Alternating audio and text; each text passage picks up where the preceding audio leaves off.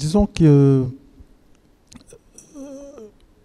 le chemin qui est celui d'Ajarb, nous l'avons connu, hein, parce que dans cette ville de Douala, pendant un certain nombre d'années, quand il n'y avait pas d'école d'art, la transmission se faisait du rapport aux aînés, aux plus jeunes, sur le mode de fréquentation des ateliers des aînés.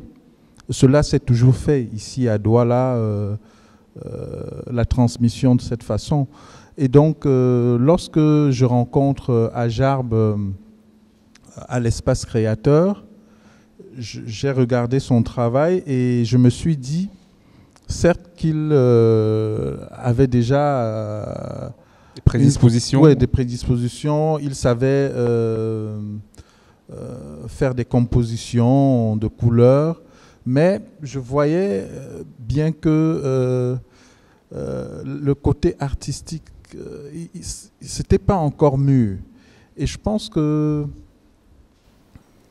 il a fallu, parce que lorsqu'on regarde un travail qui n'est pas mûr, on le voit tout de suite. Parce qu'il n'y a pas de propos,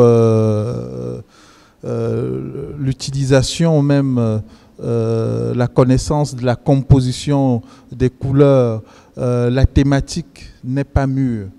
Donc, j'ai invité, je pourrais dire que j'ai invité essentiellement Ajarb à être dans une conversation autour de son travail. Ouais. Ça veut dire qu'il avait un espace à Aqua où il travaillait. Et je prenais rendez-vous avec lui à chaque fois et il étalait ses œuvres et nous discutions au sujet de chaque œuvre. Et je lui laissais le temps de me parler de ce qu'il avait fait. Et c'est à l'intérieur de ces paroles que j'arrivais à l'amener à construire son travail.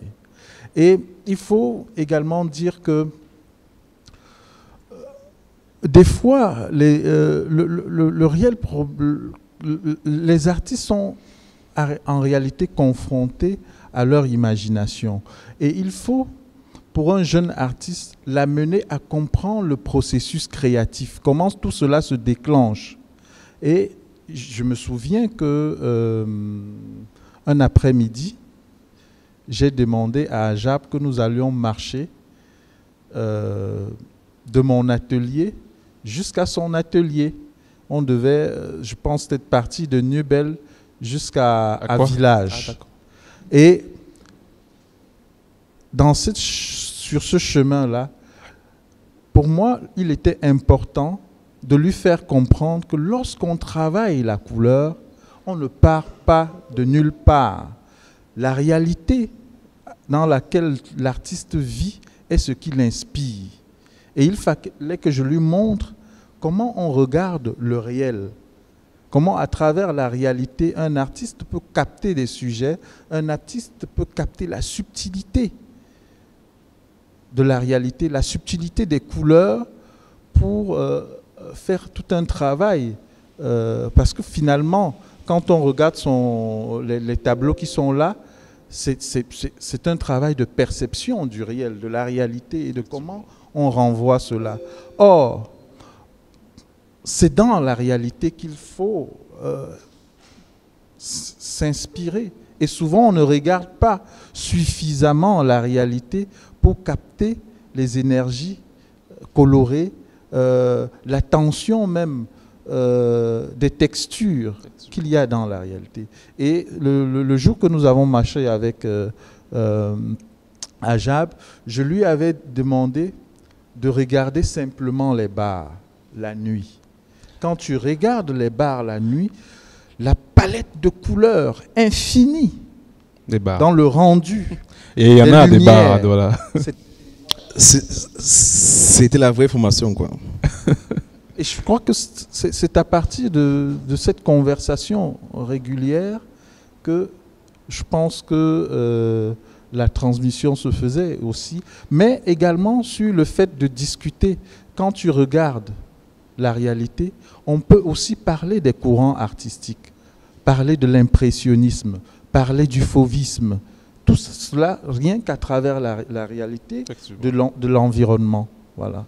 Et donc, cette réalité est aussi parfois violente, parfois rude, oppressive. C'est la rue, je l'ai dit, on entame ce propos, c'est marché non glacé, où il y a un marché. Et donc, quand vous regardez les œuvres qui décorent cette salle, on a des ambiances de marché. C'est vraiment sa réalité au quotidien.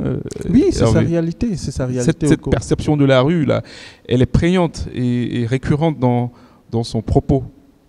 Oui, et je crois que au départ, à un moment, je pense que Ajarbe peignait des visages extrêmement grands visages colorés. Il n'avait pas encore trouvé dans son environnement un sujet qui pouvait être le sien.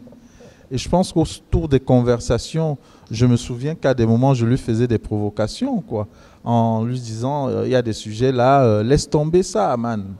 Va vers autre chose. Ne t'enferme pas dans les visages en croyant que ce n'est qu'à travers les visages que tu peux faire la peinture.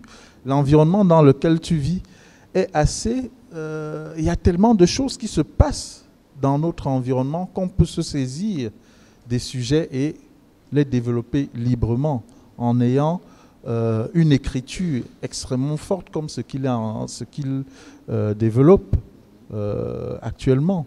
Oui, effectivement, on voit aussi dans ces installations et même ces sculptures avec des mannequins de la récupération des outils qui viennent de son environnement. Il a vécu pas loin d'un atelier de couture, il a dessiné, il a été marchand ambulant. Et quand on regarde tout cela, c'est une réalité qui est encore plus présente dans ces travaux. Oui, le fait, je pense que quand on discute, quand on veut transmettre aussi à un artiste, on lui apprend à faire aussi connaître que ce qu'il va émerger n'est qu'un récit de lui-même, n'est que ça ne part que de son expérience.